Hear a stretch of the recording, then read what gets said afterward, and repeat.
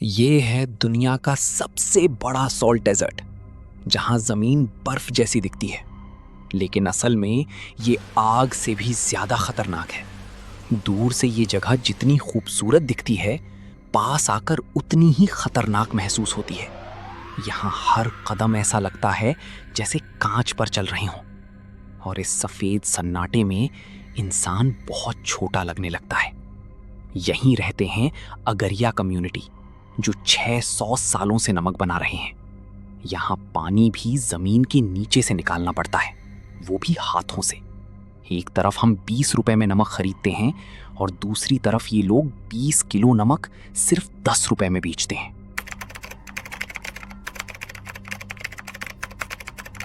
दुनिया का सबसे बड़ा salt desert, Rann of Kutch, जहां देश का 70% नमक बनाया जाता है।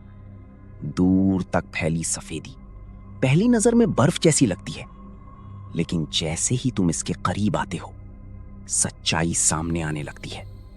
ये ठंड नहीं, बल्कि जलती हुई जमीन है, जहां हर कदम ऐसा लगता है जैसे कांच के टुकड़ों पर चल रहे हो। दिन में सूरज इतना तेज होता है कि जमीन चमकने लगती है।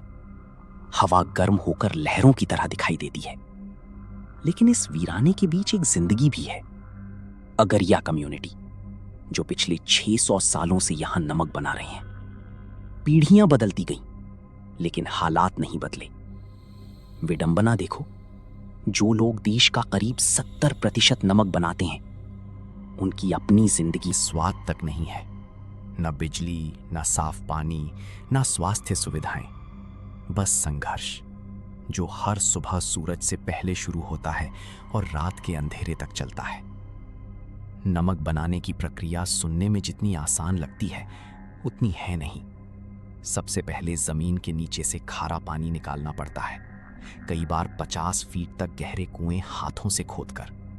फिर उस पानी को छोटे छोटे तालाबों में भरा जाता है और महीनों तक धूप के भरोसे छोड़ दिया जाता है, जहां धीरे धीरे पानी सूखता है और सफेद नमक बनता है। लेकिन इस सफेदी के पीछे छुपा होता है पसीना, खून और दर्द।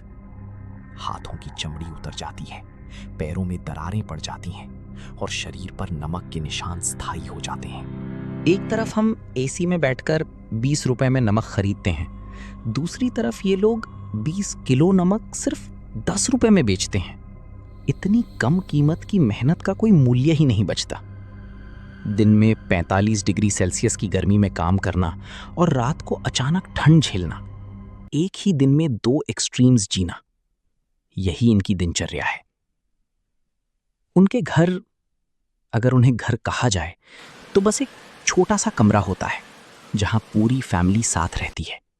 रात को मिट्टी के चूल्हे पर खाना बनता है और फिर आग के आसपास बैठकर दिन की थकान को चुपचाप महसूस किया जाता है। यहां बातें कम होती हैं, क्योंकि थकान ज्यादा बोलती है। पानी लाने के लिए दूर जाना पड़ता है और बच्चों के लिए स्कूल सिर्फ एक सपना बनकर रह जाता है, क्योंकि यहां सर्वाइवल ही सबसे बड़ी प्रायोरिटी है। यही जिंदगी अगली पीढ़ी को भी मिलती है, बिना किसी विकल्प के, जैसे एक चक्र जो कभी रुकता नहीं। इस रेगिस्तान में सब कुछ अलग है। यहाँ के पक्षी, यहाँ की आवाजें, यहाँ तक कि बातचीत का तरीका भी। कभी कभी लोग दूर से ही इशारों में बात करते हैं, जैसे ये दुनिया समय से पीछे छूट गई हो।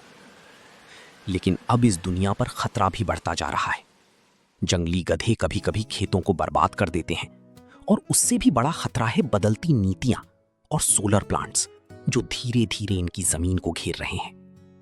1973 से ये काम तकनीकी रूप से अवैध माना गया है, यानी 600 साल पुरानी ये जिंदगी कभी भी खत्म हो सकती है। फिर भी ये लोग लड़ रहे हैं, अपनी पहचान के लिए, अपनी जमीन अस्तित्व के लिए। लेकिन सिस्टम के सामने उनकी आवाज बहुत छोटी है। जब इस दुनिया को करीब से देखा जाता है, उनके साथ बैठकर खाना खाया जाता है, उनकी आंखों में झांका जाता है, तब समझ आता है कि ये सिर्फ मेहनत नहीं, बल्कि एक मजबूरी है। हर जख्म, हर दरार, हर थका हुआ चेहरा एक कहानी कहता है। हर नमक का कण एक याद बन जाता है, संघर्ष की, दर्द की और उस जीवन की जिसे दुनिया शायद कभी पूरी तरह समझ नहीं पाएगी। इसलिए अगली बार जब तुम नमक उठाओ तो याद रखना, तुम सिर्फ एक चीज नहीं उठा रहे, बल्कि किसी की पूरी जिंदगी का हिस्सा अपने हाथ में ले रहे हो। और अब सवाल ये है, क्या तुम एक दिन भी ये जिंदगी जी पाओगे? और कहानी यहीं खत्म नहीं होती, क्योंकि इस सफेद रेगिस्तान के नीचे सिर्फ नमक नहीं, बल्कि समय की परतें भी दबी हुई हैं। कभी यही जमीन समुद्र का हिस्सा थी, और आज भी उस खारे पानी की गूंज यहाँ की मिट्टी में महसूस होती है। मौसम बदलता है, लेकिन यहाँ के लोगों की जिंदगी नहीं बदलती। बरसात के मौसम में पूरा इलाका पानी में डूब जाता है, और फिर कुछ महीनों बाद वही लोग वापस आते हैं, उसी जमीन पर, उसी संघर्ष के साथ, जैसे कुछ बदला ही नहीं। ये सिर्फ काम नहीं, बल्कि एक चक्र है, हर साल दोहराया जाने वाला, बिना किसी गारंटी के। यहाँ कोई नौकरी की सुरक्षा नहीं, कोई पक्का घर नहीं, और कोई भविष्य की योजना नहीं, बस उम्मीद, जो हर सुबह सूरज के साथ जन्म लेती है और हर रात थक कर सो जाती है। कई बार शरीर जवाब दे देता है, लेकिन काम रुकता नहीं, क्योंकि रुकना मतलब भूखा रहना है। धीरे धीरे उम्र बढ़ती है, लेकिन आराम नहीं आता। हाथ और खुरदुरे हो जाते हैं, आंखें धूप में सिकुड़ जाती हैं, और शरीर नमक के साथ घुलता हुआ सा महसूस होता है। इस पूरी प्रक्रिया में सबसे बड़ा नुकसान शायद वो है जो दिखाई नहीं देता, बचपन। क्योंकि यहाँ बचपन खेल में नहीं, बल्कि काम में बीतता है। छोटे छोटे हाथ भी नमक के ढेर उठाना सीख जाते हैं, और सपनों की जगह जिम्मेदारियां ले लेती हैं। बाहर की दुनिया के लिए ये जगह सिर्फ एक खूबसूरत टूरिस्ट स्पॉट हो सकती है, जहां लोग फोटो खिंचवाने आते हैं, सफेद जमीन पर चलते हैं और वापस लौट जाते हैं।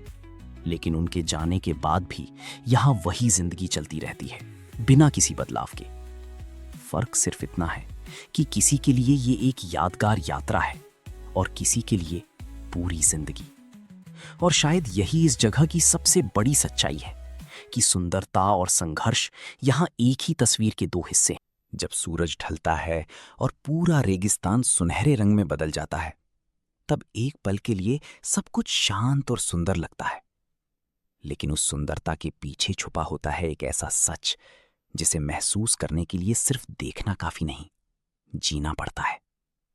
इसलिए अगली बार जब कोई इस सफेद रेगिस्तान की तस्वीर देखे, तो सिर्फ उसकी खूबसूरती ना देखे, बल्कि उस मेहनत को भी याद रखे जो इसे संभव बनाती है। क्योंकि हर चमकती हुई सफेदी के पीछे किसी की पूरी जिंदगी लगी होती है।